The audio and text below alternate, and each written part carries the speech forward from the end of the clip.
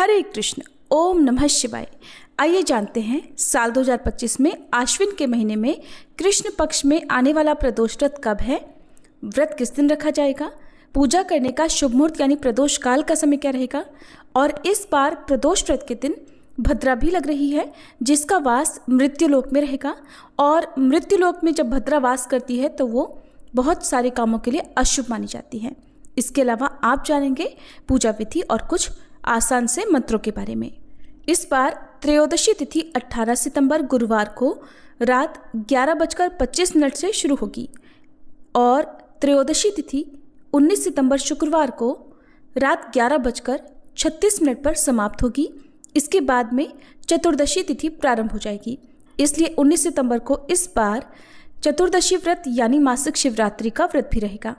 और इस बार 19 सितंबर शुक्रवार को शुक्र प्रदोष व्रत रहेगा। व्रत केवल इसी एक दिन रहेगा। बहुत से भक्त इस दिन मासिक शिवरात्रि का व्रत रख सकते हैं। हालांकि अगले दिन भी चतुर्दशी तिथि मध्यरात्रि 12:16 के आसपास तक है, तो आप चाहें अगले दिन भी व्रत रख सकते हैं। इस बार प्रदोष व्रत के दिन सर्वार्थ सिद्धि योग भी बन रहा है। आइए जानते हैं इस दिन रहने वाले मुहूर्तों के बारे में।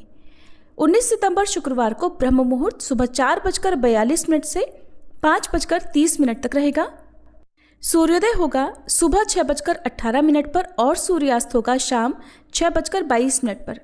सिद्ध योग रात 8:41 तक रहेगा और बाद में साध्य योग प्रारंभ हो जाएगा।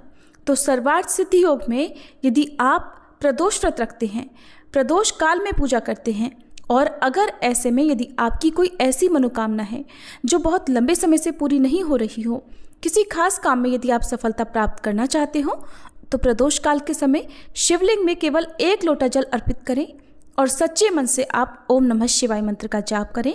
भोलेनाथ से अपनी मनोकामना कहें, आपकी मनोकामना शीघ्र पूर्ण हो सकती है। और इस बार भद्रा 19 सितंबर को रात 11:36 से लगेगी, जिसका समापन अगले दिन 20 सितंबर शनिवार को सुबह 6:08 पर होगा। भद्रा का वास मृत्युलोक में रहेगा और राहु काल सुबह 10:30 से दोपहर 12 बजे तक रहेगा।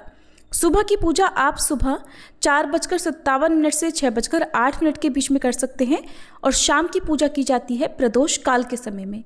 प्रदोष काल का समय 19 सितंबर शुक्रवार को शाम 5:37 से 7:07 तक रहेगा। शुक्र प्रदोष व्रत खास तौर पर दाम्पत्य जीवन मधुर बनाने के लिए या जल्दी विवाह होने की कामना से रखा जाता है। हालांकि जो भी भगवान भोलेनाथ के भक्त हैं वे इस दिन व्रत रख सकते हैं। प्रदोष व्रत ग्रह बाधाओं को दूर करने, ग्रह दोषों को शांत करने के लिए रखे जाते हैं और ऐसे में भक्तों को सभी प्रदोष व्रत रखने चाहिए। प्रदोष व्रत के दिन सुबह जल्दी उठकर स्नान करके साफ स्वच्छ वस्त्र धारण करके आपको संकल्प लेकर व्रत प्रारंभ करना चाहिए। धूप दीप जलाकर ओम नमः शिवाय मंत्र का जाप करें और दिन भर उपवास रखें। शाम को प्रदोष काल के समय से पहले स्नान आदि से निवृत्त हो जाएं।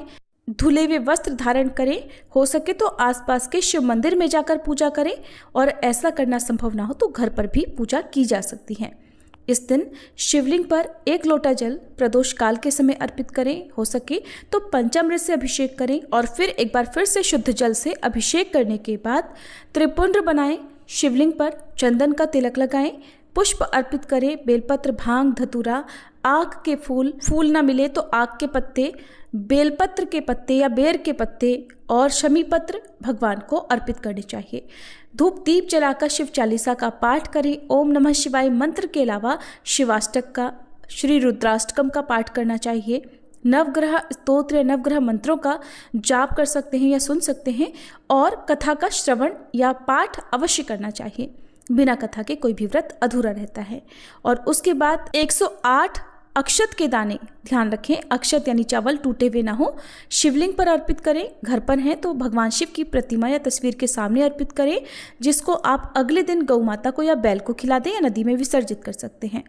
108 अक्षत के दाने यदि आप ओम नमः शिवाय मंत्र का जाप करते हुए अर्पित करें तो बहुत अच्छी बात है।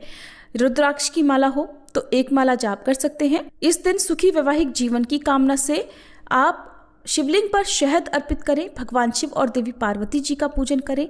समस्त शिव परिवार का पूजन करें और भोग में खीर का या दूध से बनी मिठाई का भोग लगाएं और प्रसाद रूप में स्वयं भी ग्रहण करें। हो सके तो नमक का सेवन करने से इस दिन बचना चाहिए। सादा सात्विक फलाहार आप इस व्रत में कर सकते हैं। ये थी आज की वीडियो। उम्मीद है जानकारी आपको पसंद आई होगी।